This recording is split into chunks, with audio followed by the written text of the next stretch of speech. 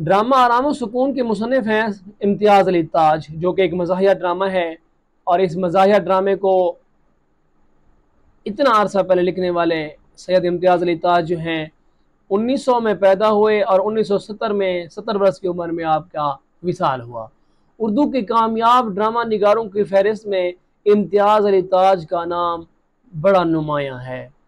अगर ड्रामा निगारों यानी कि ड्रामा लिखने वाले लोगों का नाम लिया जाएगा तो उसमें इम्तियाज़ अली ताज का नाम लाजमी लिया जाएगा और ये सिर्फ फहरिस्त रहेंगे।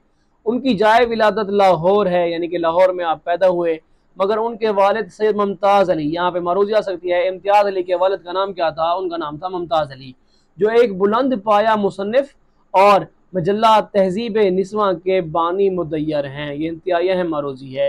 ये मुमताज़ ने कौन सा रिसाला निकाला था? तो उसका नाम है मजल्ला वो तहजीब निस्वा के बानी मुदैयर थे। देवबंद ज़िला सहारनपुर यूपी इंडिया के रहने वाले थे। ये उनके वालिद का बताया जा रहा है कि वो कहाँ के रहने वाले थे। इम्तियाज़ अली ताज ने सेंट्रल मॉडल स्कूल लोअर माल लाहौर से मैट्रिक और गवर्नमेंट कॉलेज लाहौर से बीए पास किया। उन्हें स्कूल के ज़माने से ही लिखने लिखाने के साथ बहुत दिलचस्पी थी। किस ज़माने से? स्कूल के ज़माने से। अभी तालीम भी मुकम्मल नहीं हुई थी कि उन्होंने एक अदबी रिसाला निकाला जिसका नाम था कहकशां। अब यहाँ पे मारूजी आ सकती है, कहकशां किसका रिसाला था और कौन सा रिसाला था? अदबी रिसाला था या कहकशां रिसाला किसने लिखा, या सैयद इम्तियाज़ अली ताज ने कौन सा रिसाला लिखा? निकालना शुरू कर दिया, मगर ड्रामा निगारी का शौक कॉलेज के ज़माने में पैदा हुआ। यह मरूजी है कि सैयद इम्तियाज़ अली ताज को ड्रामा लिखने का शौक कब हुआ? तो वो है कॉलेज के ज़माने से, जहाँ वो कॉलेज के ड्रामेटिक क्लब के सरगर्म रुकन थे। अब यहाँ पे आ सकता है मारूजी में कि किस चीज़ के सरगर्म रुकन थे? तो वो है ड्रामेटिक क्लब के। और इस फन में उन्होंने इतनी तरक्की की कि 22 साल की उम्र में, अब यहाँ पे यह मारूजी है कि किस साल की उम्र में? 22 साल की उम्र में एक ड्रामा लिखा, बहुत मशहूर, इंतहाई मशहूर तरीन ड्रामा है जिसका नाम है अनारकली। आपने इसको सुन रखा होगा लाजमी, जो ड्रामा निगारी की तारीख में संगे मील की हैसियत रखता है। बुनियाद जो है वो अनारकली है। इसके अलावा भी उन्होंने बहुत से रेडियाई यानी कि रेडियो पे चलने वाले और स्टेज ड्रामे भी लिखे। उन्होंने अंग्रेज़ी और फ्रांसीसी ज़ुबान के ड्रामों का इस उम्दगी से उर्दू में तर्जमा किया कि उनके किरदारों को अपने माहौल के मुताबिक ढाल दिया। यहाँ पे आ सकता है कि सैयद इम्तियाज़ अली ताज ने किन ज़ुबानों के ड्रामों का तर्जमा किया? तो वो है अंग्रेज़ी और फ्रांसीसी। इम्तियाज़ अली ताज मज़ाह निगार भी थे। मज़ाह निगार का मतलब जो अपनी तहरीरों में मज़ाह पैदा करने वाला हो, मज़ाक इसके साथ पढ़ के हंसी आए। मज़ाह निगारी के ज़ुमन में ड्रामा निगार तो हैं, लेकिन उसके साथ साथ मज़ाह निगार भी हैं। ऐसे चुटकुले लिखते हैं जिनको पढ़ के बंदा हंस पड़ता है। मज़ाह निगारी के ज़ुमन में उनका तख्लीक करता एक ड्रामाई किरदार चच्चा छक्कन, ये भी इंतहाई अहम तरीन मरोजी है। उन्होंने बच्चों के लिए भी मुतअद्दिद ड्रामे लिखे, बच्चों के लिए भी, बच्चों की इस्लाह के लिए ड्रामे लिखे, जिनमें शामिल किताब ड्रामा जिसका नाम है आराम व सुकून भी है। आराम व सुकून का लुब्बे लुबाब ये है, खुलासा पूरे सबक का निचोड़ क्या है कि जिन घरों में गुल गपाड़ा होता है यानी कि शोर शराबा होता है, उनका सुकून बर्बाद हो जाता है। और ऐसे घरों के मकीन मानी रहने वाले जो दफ्तरों में मुलाजिम हैं मगर उनको घरों में आराम व सुकून मुयस्सर नहीं होता, तो क्या करते हैं? वो अपने घरों पर दफ्तरों को तरजीह देते हैं और अपना ज़्यादातर वक्त दफ्तरों में गुजारते हैं ताकि वहाँ पे बैठ के वो कुछ सुकून कर सकें। अब हम सबक का खुलासा पढ़ेंगे। मुसन्नफ़ के तारुफ़ के बाद अब हम आराम व सुकून का खुलासा पढ़ेंगे। तो सबसे पहले आपको ये बताता चलूँ कि ये एक मज़ाहिया सबक है। इस मज़ाहिया सबक में जो किरदार हैं मियाँ इशफाक, वो बीमार होते हैं और उनकी जो बेगम साहिबा होती हैं वो अपने दिमाग से तो ये सोच रही होती हैं कि मैं अपने मियाँ को सुकून दे रही हूँ और उसका बहुत ख्याल कर रही हूँ, लेकिन दर हकीकत वो उनका ख्याल नहीं कर रही होती बल्कि उनके लिए मुसीबत का सबब बन रही होती हैं। तो आइए अब हम इस सबक का खुलासा पढ़ते हैं। सबक का उन्वान है आराम व सुकून और मुसन्निफ़ का नाम है सैयद इम्तियाज़ अली ताज। मुसन्निफ़ कहते हैं कि मियाँ इशफाक साहब, ये आपकी मारूजी भी आ सकती है कि सबक आराम व सुकून में मियाँ का नाम क्या था? तो उसका नाम है इशफाक साहब। बीमार है, बेगम साहिबा डॉक्टर को बुलवाती हैं। डॉक्टर साहब ने उनका मुआयना किया और बेगम साहिबा को तसल्ली देते हुए कहा कि परेशानी की कोई बात नहीं, मियाँ साहब ज़्यादा काम की वजह से थक गए हैं, उन्हें दवा से ज़्यादा आराम की ज़रूरत है। ये भी आपकी मरूज़ी आ सकती है कि मियाँ इशफाक को किस चीज़ की ज़रूरत थी, तो उन्हें आराम की ज़रूरत थी, किसकी बजाय, दवा की बजाय। बेगम साहिबा डॉक्टर से कहती हैं कि आप इन्हें समझाएं कि इनके लिए आराम कितना ज़रूरी है, ये हर वक्त काम में मसरूफ़ रहते हैं, मैं इन्हें आराम का कहती हूँ तो मानते नहीं। डॉक्टर साहब चले जाते हैं तो बेगम साहिबा अपने मियाँ को आराम के लिए कहती हैं, मगर अमलन घर का माहौल ऐसा है कि सुकून गायब है। घर में बेसुकूनी की फ़ज़ा पैदा करने और शोर बर्पा करने में बेगम का भी बड़ा हिस्सा है। मियाँ हाय हाय कर रहे हैं कि मुझे सुकून की ज़रूरत है, मगर बेगम उन्हें बार बार बुलाकर आराम में मखल होती हैं। मखल का मनी है खलल डालना, रुकावट बनना। उनके सुकून में रुकावट उनकी बीवी बनी हुई थी और परेशान करती रहती हैं। कभी खाने का पूछती हैं और ना सिर्फ पूछती हैं बल्कि बाकायदा बहस भी करती हैं। कभी बुलंद आवाज़ से नौकर को डांटती और बुरा भला कहती हैं। शोहर बेचारा अखड़ता है, कराहता है, मगर बेगम बेवकूफ़ी पर खुलकर एहतजाज भी नहीं कर सकता। जब सक्का दरवाज़ा खटखटाता है तो उसे खूब डांटती हैं। उधर बच्चा अपनी खिलौना गाड़ी से बेहंगम आवाज़ पैदा करता है तो बेगम चीखती हैं कि उन्हें आराम की ज़रूरत है। जब बच्चा मना करने के बावजूद भी गाड़ी चलाना बंद नहीं करता तो बेगम उसे मारना शुरू कर देती हैं। उसके रोने से मज़ीद शोर पैदा होता है। मियाँ बेचैन होकर कराहते रहते हैं। बेगम झाड़ू देने वाले मुलाजिम को बुरा भला कहती हैं। मियाँ परेशान होकर तन्हाई की गुजारिश करते हैं। चंद लम्हों बाद बेगम की किसी सहेली का टेलीफोन आ जाता है, जबकि बेगम किसी और कमरे में होती हैं, इसलिए मजबूरन शौहर को ही उठकर फ़ोन सुनना पड़ता है। बड़ी मुश्किल से बेगम की सहेली को टालते हैं। बेगम आकर नाराज़ी का इजहार करती हैं कि आपने उनका नाम क्यों नहीं पूछा। उसी वक्त पड़ोस से गाने की आवाज़ आने लगती है, किसी की गाने की। कोई साहिबजादे हारमोनियम पर गाने की मशक करने में मसरूफ़ हैं। ये आपकी अहम मरोज़ी है कि कोई साहिबजादा क्या कर रहा था, हारमोनियम पर। ये बहुत अहम मरोज़ी है, पर गाने की मशक कर रहा था, प्रैक्टिस कर रहा था। थोड़ी ही देर बाद दरवाजे पर एक सवाली आकर सदा लगाता है। फ़कीर आता है। मियाँ बेहद परेशानी के आलम में हैं। रही सही कसर नौकर, इसका नाम है लल्लू। यहाँ पे मरोज़ी आ सकती है कि सबक आराम और सुकून में जो नौकर है उसका नाम क्या है, उसका नाम है लल्लू। रही सही कसर लल्लू ने पूरी कर दी, वो हावन दस्ते में रीठे कूटता है।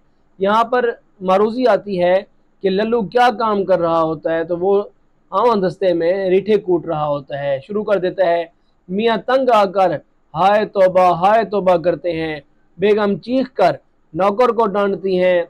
शोहर हाय हाय करते हुए उठ कर बैठ जाते हैं। बेगम से टोपी और शेरवानी, ये अहम मरूज़ी भी है और अहम शॉर्ट क्वेश्चन भी है कि मियाँ अपनी बेगम से किस चीज़ का मुतालबा करता है। वो उससे टोपी और शेरवानी का मुतालबा करता है। मंगवाते हैं।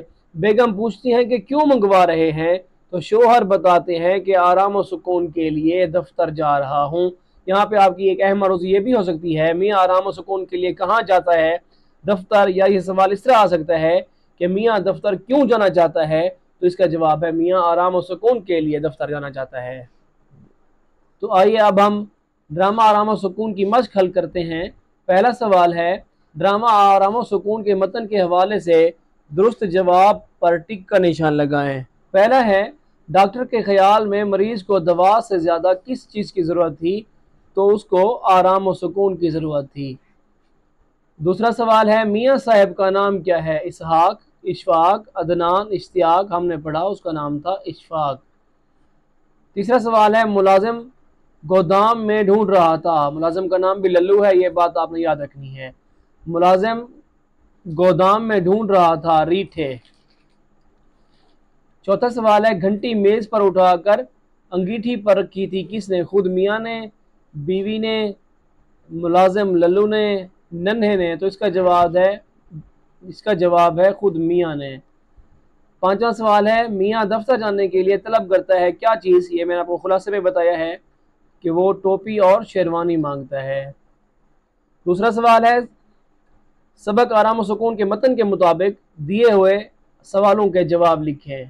तो आइए अब हम इनके सवालों के जवाब हल करने की कोशिश करते हैं। सबक के खुलासे के बाद अब हम इस सबक आराम और सुकून की मश्क हल करेंगे। तो पहला सवाल ये है, डॉक्टर ने मरीज़ यानी कि मियाँ जिसका नाम इशफाक था को दवा की बजाय क्या तजवीज़ किया। अभी खुलासा भी मैंने आपको बताया है, तो इसका जवाब है डॉक्टर ने मरीज़ यानी कि मियाँ को दवा की बजाय आराम और सुकून तजवीज़ किया। दूसरा सवाल है, घर में खिदमत से ज़्यादा शोर गुल हो तो इससे इंसानी सेहत पर क्या असर पड़ता है। तो इसका जवाब है, घर में खिदमत से ज़्यादा शोर गुल हो तो इंसानी सेहत पर बहुत बुरा असर पड़ता है। इससे सरदर्द और आसाबी तनाव पैदा होता है। तीसरा सवाल है, सेहतमंद रहने के लिए अच्छी खुराक के अलावा क्या चीज़ दरकार होती है, क्या चीज़ ज़रूरत होती है। तो इसका जवाब है, सेहतमंद रहने के लिए अच्छी खुराक के अलावा मुनासिब आराम और सुकून भी ज़रूरी होता है। चौथा सवाल है, हमसाये की कौन सी हरकत से मियाँ के आराम में खलल वाक़ हो रहा था। तो इसका जवाब है, हमसाये के हारमोनियम बजाने से मियाँ के आराम में खलल वाक़ हो रहा था। ये बात मैंने आपको खुलासा में बताई है कि हारमोनियम बजाने की वजह से उसके आराम और सुकून में रुकावट पैदा हो रही थी। पांचवा सवाल है, मियाँ ने घर में आराम और सुकून मुयसर ना आने पर कहाँ जाने को तरजीह दी। इसका जवाब मैंने आपको खुलासा में भी बताया है कि यह सवाल ऐसे आ सकता है। तो इसका जवाब है, मियाँ ने घर में आराम और सुकून मुयसर ना आने पर दफ्तर जाने को तरजीह दी कि मैं दफ्तर में जाकर आराम करूँगा, इस घर में कोई आराम मुझे मुयसर नहीं हो रहा। सवाल नंबर 3 है, आराम और सुकून के मतन के मुताबिक खाली जगहें पुर करें। पहली खाली जगह है, मेरे ख्याल में दवा से ज़्यादा डैश की ज़रूरत है। डॉक्टर ने उनको आराम और सुकून का कहा था कि आराम और सुकून की ज़रूरत है। अंदर जगह कम है तो मैं आपको यहाँ पर लिख के देता हूँ, आप यहाँ से देख लें। दूसरा सवाल है, 20 मरतबा मतलब कई मरतबा कह चुकी हूँ कि इतना काम न करो, डैश सेहत से हाथ धो बैठोगे, नसीबे दुश्मना। तीसरा सवाल है, जी नहीं, दवा की डैश ज़रूरत नहीं, दवा की मुतलक ज़रूरत नहीं। मुतलक का मतलब है बिल्कुल, हरगिज़। चौथा सवाल है, खामोशी आसाब को एक तरह की डैश बख्शती है, क्या तकवीयत बख्शती है। तकवीयत मानी ताकत। आसाब ज़्यादा शोर की वजह से आसाब कमज़ोर पड़ जाते हैं, तो खामोशी से उनको ताकत मिलती है। पांचवा सवाल है, डैश को इतना ख्याल भी तो नहीं आता कि घर में कोई बीमार पड़ा है, अल्लाह मारूं को। ये उसकी बीवी ने कहा था। अब है ग्रामर का हिस्सा, इसमें से भी मारूसी आती है, शॉर्ट क्वेश्चन भी आते हैं। तो आप आज पढ़ेंगे हम हरूफ की अकसाम। हर्फ की जमा है हरूफ। हर्फ वो कलमा है जो ना तो किसी शख्स या चीज़ का नाम हो, ना किसी काम के करने या होने को ज़ाहिर करे। ये इसको इस्म कहते हैं और इसको फ़ेल कहते हैं। किसी का नाम होगा तो इस्म होगा, किसी का काम होगा तो फ़ेल होगा। और ना ही अपने अलग कोई मायने रखता हो, बल्कि ये मुख्तलिफ कलमों को आपस में मिलाता हो। अब यहाँ पे मारूजी आ सकती है, हर्फ किसको मिलाता है, मुख्तलिफ कलमों को, और उनके साथ मिलकर बामैनी बनाता है। दो कलमों में दरमियान में आके उन दोनों को बामैनी बना देता है। जैसे मिसाल के तौर पर, नमाजी मस्जिद में है, इस जुमले में लफ्ज़ों का ताल्लुक में की वजह से है। अगर ये ना हो तो जुमला बेमैनी हो जाए और में हर्फ है। अब नमाजी मस्जिद में है, अब नमाजियों को दिखा रहा है कि नमाजी कहाँ है, मस्जिद में है। ये जो में है, इस में का अपना तो कोई मैनी नहीं, लेकिन इन दो कलमों को आपस में ये मिला रहा है, इनका ताल्लुक ज़ाहिर कर रहा है। उर्दू में हरूफ की बहुत सी अकसाम हैं, जिनमें से चंद एक दर्ज झैल हैं तो बहुत सारी अकसाम चंद ये हैं। पहला है हरूफ जार, जिसको हम इंग्लिश में प्रेपोजिशन भी कहते हैं। वो हरूफ हैं जो अस्मा और अफ़आल, अस्मा इसम की जमा है यानी कि नाम, और अफ़आल फ़ेल की जमा है यानी कि काम, को आपस में मिलाते हैं। मसलन में, से, पर, तक, साथ, ऊपर, नीचे, लिए, वास्ते, आगे, पीछे, अंदर, बाहर, पास, दरमियान। ये किसी चीज़ की पोजीशन को बताता है कि कहाँ पे है जगह, कौन सी जगह पे कौन सी चीज़ रखी हुई है। अस्मा और अफ़ाल को भी आपस में मिलाता है ये। हरूफ इजाफत, वो हरूफ हैं जो इस्मों के बाहिमी ताल्लुक को ज़ाहिर करें। वो था अस्मा और अफ़ाल के दरमियान, यह है इस्मों के बाहिमी ताल्लुक, नामों की, दोनों नाम होंगे। उर्दू में बिल अमूम का, के, की हरूफ इजाफत हैं। ये तीन जो हैं ये हरूफ इजाफत हैं और ज़्यादातर यही इस्तेमाल होते हैं। मसलन तैयब का सकूल, अब तैयब भी इसम है, सकूल भी इसम है। अब जो का है दरमियान में ये हरूफ इजाफत है जो इसमों के आपस में ताल्लुक को बताता है। तंजीला की गुड़िया, अब तंजीला भी एक इसम है, गुड़िया भी एक इसम है, तो इन दोनों का ताल्लुक बता रहा है। ये तैयब का सकूल है, यह तंजीला की गुड़िया है। का, की, के जो है ये हरूफ इजाफत कहलाते हैं। इसके बाद है हरूफ अतफ। वो हरूफ हैं जो दो इसमों को बाहिमी ताल्लुक को ज़ाहिर करते हैं, ये भी इसमों में और ये भी इसमों में। मसलन अमीर व गरीब, अहमद और असलम, बच्चा ज़रा सा जागा फिर सो गया। इन मिसालों में अमीरों के अंदर जो वाव खड़ा हुआ है ये, और अहमद और असलम में जो और खड़ा है, ये दोनों को जो मुनफरिद कर रहा है, मुख्तलिफ कर रहा है, आपस में जुदा कर रहा है ये और बच्चा ज़रा सा जागा फिर, ये जो फिर है ये भी दो इसमों के ताल्लुक को बता रहा है। फिर ये हरूफ अतफ हैं जो दो इसमों के ताल्लुक को ज़ाहिर करते हैं। सिंपल से आपको बताऊं, दो लफ्ज़ों के दरमियान में वाव आ जाए या और आ जाए तो ये हरूफ अतफ कहलाते हैं, और इसके अलावा फिर भी हरूफ अतफ है। इसके बाद है हरूफ इस्तफहाम। इस्तफहाम का मानी है सवाल करना। वो हरूफ हैं जो कुछ पूछने या सवाल करने के मौके पे बोले जाते हैं। मसलन क्या, क्यों, कब, कौन, कैसा, किस लिए, किस तरह, कितना, क्यों कर, किस कदर, कहाँ वगैरह। जो सवाल पूछने के लिए अल्फाज इस्तेमाल हों उन अल्फाज को, उन हरूफ को हरूफ इस्तफहाम कहते हैं। इसके बाद है हरूफ तशबीह। तशबीह का मानी है मुशाबे करार देना, मानद करार देना, की तरह करार देना। वो हरूफ हैं जो किसी एक चीज़ को किसी दूसरी चीज़ के मुशाबे या मानद करार देते हैं, की तरह करार देते हैं, करार देने के लिए इस्तेमाल होते हैं। मसलन मानद, की तरह, जैसा, सा, जूं, मिसल, मिसाल, सूरत, बेऐन ही, हू बहू, कासा, कीसी। जैसे मेरा बेटा चांद की तरह है, इसमें जो की तरह है, जो मिसाल मैंने बताई है, जो की तरह है ये हरूफ तशबीह है। इसके बाद है हरूफ इल्लत। वो हरूफ हैं जो किसी बात की इल्लत, इल्लत का मैनी है वजह या सबब।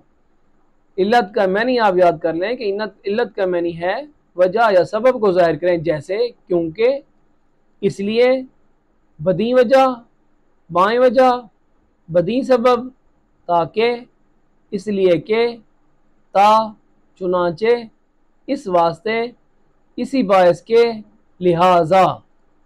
ये वजह बता रहे हैं। जैसे हम छुट्टी की दरख्वास्त लिखते हैं, लिहाजा मेहरबानी फरमा कर, मेरी तो बहुत तबीयत ख़राब है जिसकी वजह से मैं स्कूल हाज़िर नहीं हो सकता, लिहाजा मेहरबानी फरमा कर। अब लिहाजा जो है उसकी वजह है, वजह को ज़ाहिर करता है। इसके बाद है हरूफ शर्त व जज़ा।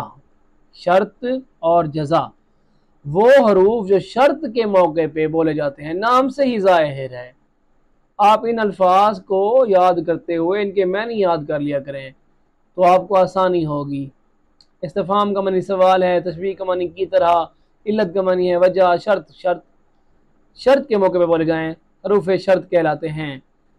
हरूफ शर्त के बाद दूसरे जुमले में जो हरूफ लाए जाते हैं उन्हें हरूफ जज़ा कहते हैं, शर्त के बाद जो आते हैं। मसलन मिसाल के तौर पर, अगर वो मेहनत करता तो कामयाब हो जाता।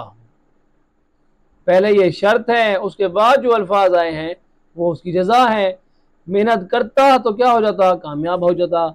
जब वो आया तब मैं गया, अब पहले है शर्त कि उसका आना था और मेरा वहां से जाना था। जब वो आया तब, जब, तब। इन जुमलों में अगर, ये वाला अगर, और जब, ये वाला जब, हरूफ शर्त हैं, और तब हरूफ जज़ा है, ये वाला तब, ये उसकी जज़ा है, ये उसकी शर्त है, ये उसकी जज़ा है। शर्त ये है कि वो आएगा और उसकी जज़ा क्या होगी, मैं जाऊंगा, मैं वहां से चला गया। हरूफ इज़राब वो हरूफ हैं जो एक चीज़ को रू गर्दानी करके या तरक्की देकर आला को अदना या अदना को आला बना देते हैं। आला को अदना ये आपस में मुतज़ाद हैं, या अदना को आला बनाते हैं। रू गर्दानी मतलब रू फेरना, मुँह फेरना। मसलन वो इंसान नहीं बल्कि हैवान है। अब यहाँ पे देखें, इंसान आला मखलूक है, हैवान जो है अदना मखलूक है। अब यहाँ पे क्या किया गया है, इंसान को हैवान बना दिया गया है, तो ये हरूफ इज़राब है। ये तरबूज बड़ा ही नहीं बल्कि मीठा भी है। अब यहाँ पर इन मिसालों में बल्कि हरूफ बल्कि, ये वाला बल्कि और ये वाला बल्कि, ये क्या हैं, हरूफ ज़र्ब हैं। हर्फ ज़र्ब बल्कि है, अगर हर्फ की जमा है तो उसको हरूफ इज़राब कहते हैं। इसके बाद है हरूफ तरदीद वो हरूफ हैं जो दो बातों में से किसी एक को इख्तियार करने के मौके पर बोले जाते हैं। जैसे दो में से, याद रखें, दो बातों में से किसी एक को चुनना, इख्तियार मनींग चॉइस। जैसे गरीब हो या अमीर, अच्छा हो या के बुरा, खा ये लो खा वो लो, चाहे रहें चाहे चले जाएं वगैरह। जुमलों में या के, खा, चाहे हरूफ तरदीद हैं। ये वाला या हो, ये वाला या के और ये वाला चाहे, ये हरूफ तरदीद हैं। इसके बाद है हरफ बयान। बयान का मतलब है, आपने सुना होगा, हज़रत साहब का बयान होगा, उसका मन है वजाहत करना, तकरीर करना। वो हर्फ जो किसी वजाहत के लिए इस्तेमाल किया जाए वो हर्फ के है। मसलन जब उस्ताद ने शागिर्द से कहा कि सबक पढ़ो, बाप ने बेटे से कहा कि मेहनत से काम लो वगैरह। इसके बाद चौथा सवाल है, मंदरजा झैल हरूफ की अक़साम की तारीफ़ बयान करें और दो दो मिसालें दें। हरूफ इस्तिफ़हाम, हरूफ तशबीह, हरूफ शर्त व जज़ा, हरूफ बयान, हरूफ तरदीद। अभी हमने सारे पढ़े हैं, आप उनको पढ़ेंगे और उनमें से दो दो मिसालें यहाँ पे लिखेंगे। इसके बाद अगला टॉपिक है हमारा साबके और लाहके। उर्दू ज़ुबान में साबकों और लाहकों की अहमियत किसी बयान की मोहताज नहीं, किसी वजाहत की मोहताज नहीं। इनकी मदद से बेशुमार अल्फाज बनते रहते हैं और ज़ुबान का दायरा वसी से वसी तर होता जाता है। कौन सी ज़ुबान? उर्दू ज़ुबान का। साबका किसे कहते हैं? आपने अक्सर सुना होगा साबिक वज़ीर आज़म, साबिक प्रिंसिपल, साबिक हेड मास्टर। साबिक का मानी है पुराना, पिछला, पहला। साबिक से मुराद वो अलामत है जो नया लफ्ज़ या नई तरकीब बनाने के लिए किसी लफ्ज़ के शुरू में लगाई जाए, यानी कि पहले लगाई जाए। मसलन खुद गर्ज, खुद शनास, खुद मुख्तार। इन तमाम मिसालों में जो खुद है वो है साबका, क्योंकि ये पहले आया हुआ है। साबिक का मानी पहला है, जो पहले हुआ हो। लाहका, लाहका से मुराद है वो अलामत है जो किसी लफ्ज़ के आखिर में लगाई जाए, यानी कि बाद में आए। मुझे ये ख़तरा लाहक है, आपने अक्सर सुना होगा, यानी कि आने वाला, बाद में आने वाला। मसलन खतरनाक, दर्दनाक, गमनाक में नाक लाहका है। अब यहाँ पे खुद देख लें कि यहाँ पे लफ्ज़ पहले था, खुद पहले आया हुआ है, यहाँ पे खुद पहले आया हुआ है, यहाँ पे खुद पहले आया हुआ है। इसमें नाक बाद में आया है, इसमें नाक बाद में आया है, इसमें नाक बाद में आया है। जो पहले आए उसको साबका कहते हैं, जो बाद में आए उसको लाहका कहते हैं। सवाल नंबर 5 है, साबकों बा, पेश, कम, हम और लाहकों आरा, पन, दार, सतान की मदद से तीन तीन अल्फाज बनाएं। तो हम इस तरह बना सकते हैं, जैसे साबके हैं, बा से बनाए तो बाहिम्मत, बावफा, बाहया। पेश से बन सकते हैं पेश खिदमत, पेश बीनी, पेश कदमी। कम से बन सकते हैं कम हिम्मत, कम ज़र्फ, कम गो। हम से बन सकते हैं हम निवाला, हम जुल्फ, हम जमात। ये हैं सारे साबके। और लाके, लाकों में ये लफ्ज़ बाद में आएगा, तो आरा, आरा से पहले हम क्या लगा सकते हैं? जहां आरा, सफ आरा, गुलशन आरा। पन से पहले हम क्या लगा सकते हैं, घटियापन, कमीनापन, लड़कपन। इसके बाद है दार। दार से हम ला के क्या बना सकते हैं, जहांदार, जीदार, दिलदार।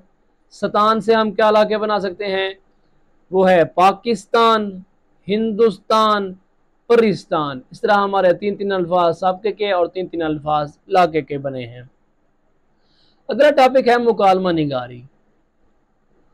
मुकालमा के लुग़वी मानी तो हम मुकालमा के लुग़वी मानी तो कलाम या गुफ्तगू करने के हैं, बात करना, गुफ्तगू करना, कलाम करना। मगर इस्तिलाह में दो या दो से ज़्यादा अफराद, अकेला बंदा खुद से बातें ना करें, बल्कि दो हों या दो से ज़्यादा अफराद के माबैन या माबैन यानी दरमियान किसी मौजू से मुताल्लिक किसी ख़ास मौजू हो सकता है। जैसे हम महंगाई के बारे में बात कर सकते हैं, या डॉक्टर और मरीज़ आपस में कोई बीमारी के बारे में बात कर सकते हैं, या दर्जी और गाहक आपस में कपड़े के बारे में बात कर सकते हैं, या कोई दो दोस्त हैं और कोई मजमून सिलेक्ट करना है उसके बारे में बात कर सकते हैं। कोई एक ख़ास मौजू होता है उसके ऊपर बात करनी होती है, उस खास मौजू से मुताल्लिक गुफ्तगू करने को मुकालमा कहते हैं। अफराद कितने होंगे, दो होंगे या दो से ज़्यादा होंगे। अच्छा मुकालमा वो है जिसमें रोज़मर्रा बोलचाल का अंदाज और बेतकल्लुफ़ लहजा इख्तियार किया गया हो और जो हकीकी ज़िंदगी के करीब तर हो। तहरीर और तकरीर में मुकालमे को ख़ास अहमियत हासिल है, क्योंकि बातचीत ही से किसी फ़र्द की शख्सियत और सलाहियतों का अंदाज़ा होता है। जब शख्स बोलता है तो पता चलता है कि इसके अंदर कितना इल्म है और कैसी गुफ्तगू करता है। एक अच्छा मुकालमा लिखने के लिए दर्ज अमूर का हमेशा ख्याल रखें। पहला पॉइंट, गुफ्तगू को करते वक्त मुखातिब और मुखातिब इलैह यानी कि जिससे बात हो रही है और जो बात कर रहा है कि मकाम और मर्तबा का ख्याल रखें। छोटा है तो उससे प्यार से बात करें, बड़ा है तो उससे इज्जत से बात करें। दूसरा है, मुकालमा लिखते वक्त ज़मानी और मकानी तरतीब और तंजीम का खास ख्याल रखना ज़रूरी है। ज़माने का कि बहुत पुरानी बात ना हो और मकान उसके मुताबिक। मुकालमा निगारी में रमूज़ औकाफ के अलामतों को ख़ास अहमियत हासिल है, यानी कि ख़त्मा, सवालिया, इस्तेजाबिया, इसको बहुत ख़ास अहमियत हासिल है। अगला पॉइंट है, मुकालमे में तसन्नो और बनावट की बजाय फितरी बेसाख्तगी से काम लेना चाहिए। ऐसे जुमले बना बना के पेश ना करें जैसे वो मसनूई लगे, यूं महसूस हो कि जैसे हकीकत में दो दोस्त या दो लोग आपस में बैठे हैं और गुफ्तगू हो रही है। उसके बाद अगला पॉइंट है, गुफ्तगू के साथ साथ जिस्मानी हरकत और सुकनात और इशारात का भी ख्याल रखा जाए। जैसे कोई इशारा करते हैं और हरकत करते हैं, बात करते हुए इंसान कोई ना कोई जिस्म का कोई हिस्सा हिलाता रहता है, हाथ है इशारे साथ दूर का इशारा करने के लिए, करीब का इशारा करने के लिए, इनको भी गुफ्तगू में शामिल होना चाहिए। अगला इसका पॉइंट है, मुकालमे का इख्तिताम फितरी अंदाज में होना चाहिए। ये नहीं कि बात अधूरी रह जाए और मुकालमे का इख्तिताम हो जाए, बल्कि सही तरीका तो ये है कि मुकालमे का आगाज़ अस्सलाम वालेकुम से होना चाहिए और मुकालमे का जो इख्तिताम है वो खुदा हाफिज़ या अल्लाह हाफिज़ के अल्फाज से होना चाहिए। छठा सवाल है, ड्रामा आराम और सुकून मुकालमा निगारी की एक उम्दा मिसाल है। मुकालमा निगारी है, ड्रामे के अंदर मुकालमे होते हैं, किरदार होते हैं जो आपस में बातें करते हैं। इस अंदाज को मलहूज़ खातिर रखते हुए उस्ताद और उसके दो शागिर्दों के माबैन ट्रैफिक के कवानीन क्यों ज़रूरी हैं, ये हमारा मौजू है। मैंने आपको बताया था कि किसी भी मुकालमे के लिए मौजू लाजमी होता है, किसी ख़ास मौजू के ऊपर, एक टॉपिक के ऊपर बात हो रही होती है कि मौजू पर एक मुकालमा तहरीर करें। ये आपका होमवर्क है। इस तरह हमारा ये सबक मुकम्मल हुआ। उम्मीद है आपको सबक मुकम्मल तौर पे समझ आ गया होगा। इस तरह की मज़ीद मुफीद मालूमाती वीडियो देखने के लिए हमारे चैनल को रेगुलर देखते रहें और अपने दोस्तों को भी लाजमी शेयर करें। अल्लाह ताला आपका हामी और नासिर हो।